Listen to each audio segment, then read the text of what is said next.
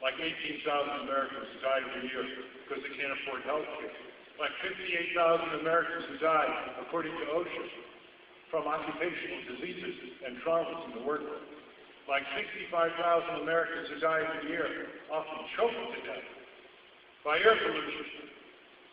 Like 100,000 people who die from medical malpractice and incompetence in hospitals every year, according to the Harvard School of Public Health. Who weeps for these people? Who plays tax for these people? They fought in wars too, many of them.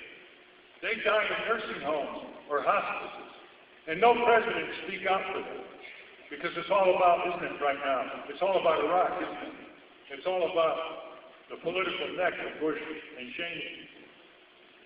Not one speech focusing on all these hundreds of thousands of deaths and millions of injuries, most of which are preventable.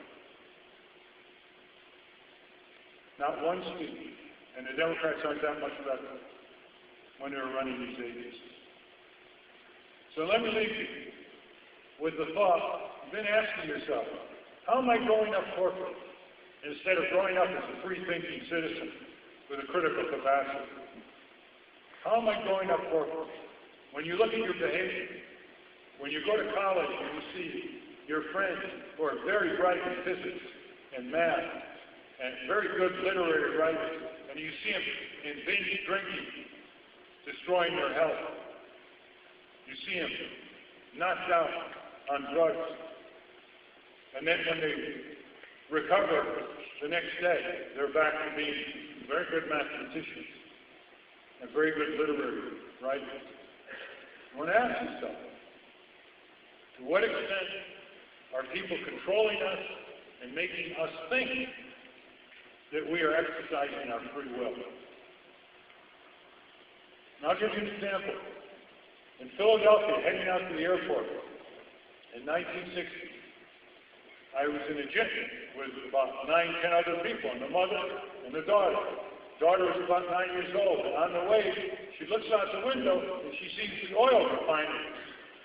And she says, "Mommy, look at all that smoke." And Mommy said, "Yes."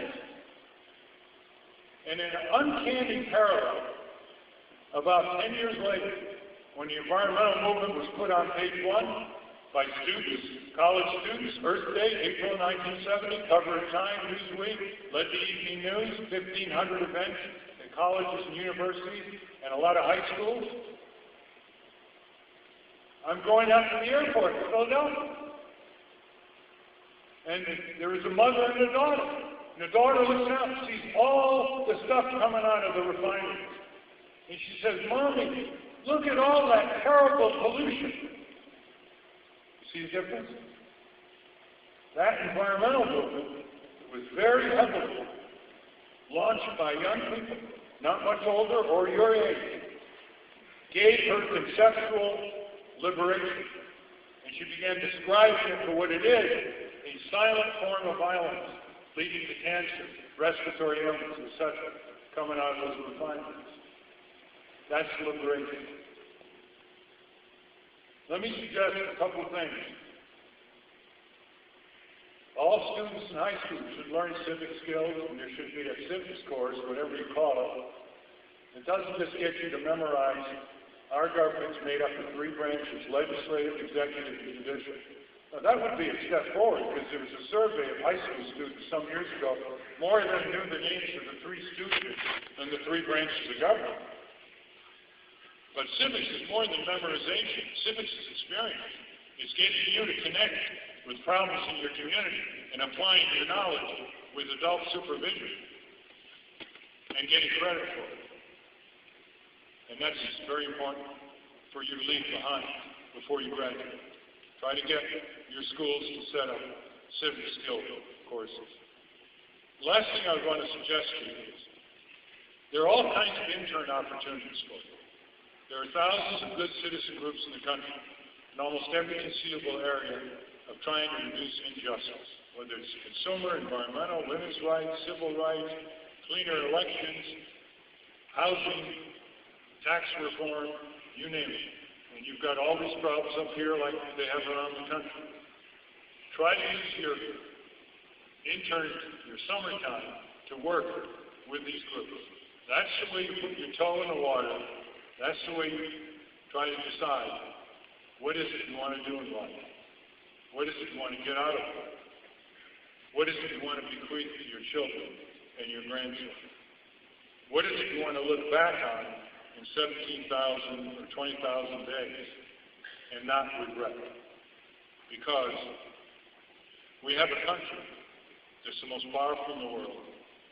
It's full of problems it doesn't deserve, and full of solutions that are kept on the shelf by the concentration of power and wealth in too few hands, mostly big corporations, and their influence over government. So ask yourself, individually, how are you going to be your own pioneer? How you're going to be your own dissenter with reason?